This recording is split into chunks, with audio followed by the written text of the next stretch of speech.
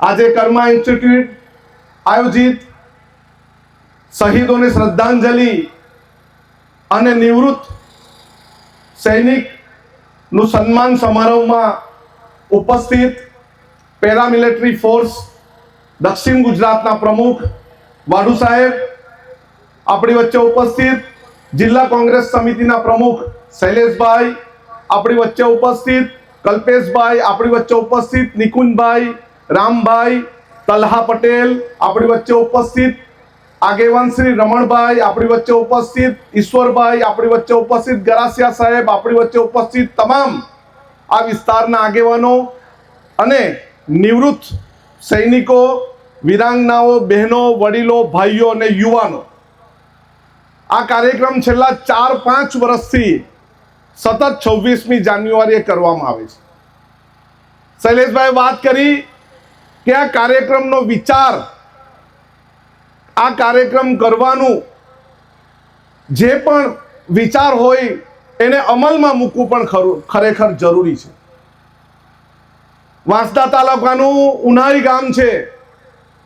ઉનાઈ ગામમાં અવિતરિત વિચારો આવે કે લાયસન્સ વગર ફટાકડાની દુકાન કેવી રીતે ખુલે, કેવી રીતે ઉનાઈનો આદિવાસી લોકમેળો બંધ થઈ જાય, કઈ રીતે નાના નાના વેપારીઓને નુકસાન થાય, આવા વિચારો અવિતરિત આવે છે.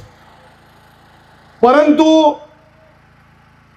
કોઈ શહીદને શ્રદ્ધાંજલિ આપવાનું, દેશના માટે જેણે શહીદી વોરી છે, જેમણે આપણને રાત્રિ દરમિયાન શાંતિથી સૂવા માટે પોતાના ઘરે વ્યવસ્થા કરી છે અને પોતે બોર્ડર પર જાગે છે, જેમનો પરિવાર એ સૈનિક, એ યુવાનથી દૂર રહી છે, જેમની માતા, બહેન, પત્ની હર હંમેશા વિચારે છે મારો દીકરો, મારો ભાઈ, મારો પતિ સરહદ પર સુરક્ષિત હશે કે નહીં.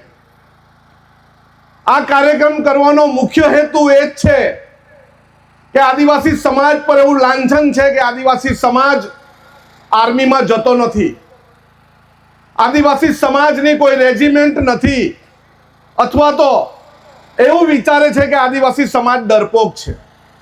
પરંતુ આ વાંસદા તાલુકાના ઉનાઈમાં કરવાનું એક જ મોટું કારણ છે કે અહીંનો સમાજ, અહીંના લોકો, અહીંના યુવાનો ને સૈન્ય પ્રત્યે, સૈનિક પ્રત્યે સત્કાર ભાવ બને.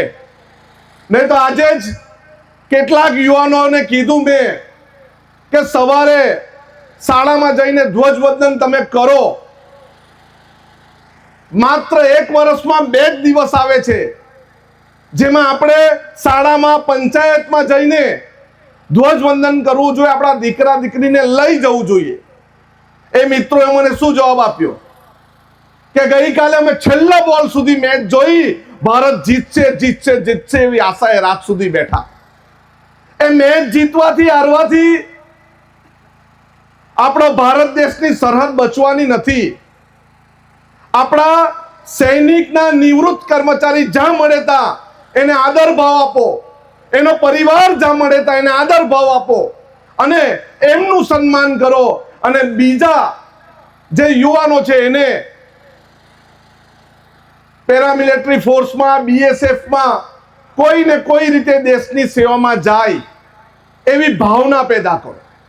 આજે ગૌરાંગભાઈને, સ્નેહલભાઈને અમે અભિનંદન આપીએ છીએ કે 2 યુવાનોને આર્મીની ટ્રેનિંગ અહીં આપીને એમને દેશની સેવામાં મોકલ્યા છે. 10 વર્ષ પછી આવા 20 યુવાનો અહીંથી જશે.